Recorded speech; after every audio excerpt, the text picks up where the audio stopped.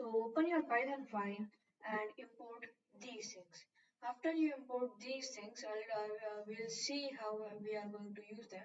After we import those things, we'll put this code and we'll first create a root equals to tk, and tk is like a part of tkinter thing we imported. All right, so we'll create means a window, it will create a window. Then we'll create a frame. Frame is like a div of html, so div of tkinter, and the frame will be in loop and the padding will be 10.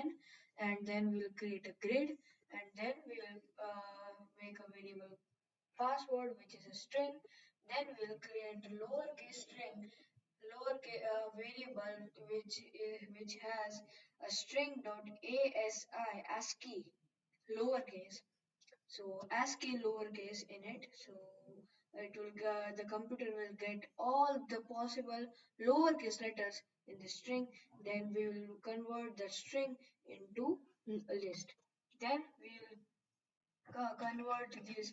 We'll do that same thing with higher case, and we'll just merge both of the higher case and lowercase list to one character list. And then we'll create a for loop with x in range 25 means 25 letters, and then y equals to random.choice. It will character list. It will get a random item from this list and put it in y. And then password equals to password plus y. It will add the chosen letter to the password, and for the first time it will be nothing. So if for the first time, if the computer chooses capital Z, then the password will become Z, capital Z only. Then after it will run again. After that it will run again because it is a for loop.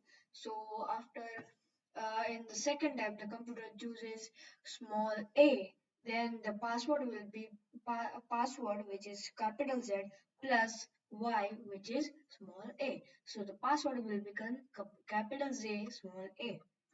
Then we'll use the paperclip library to copy the password to the user's computer, clipboard, computer or a clipboard.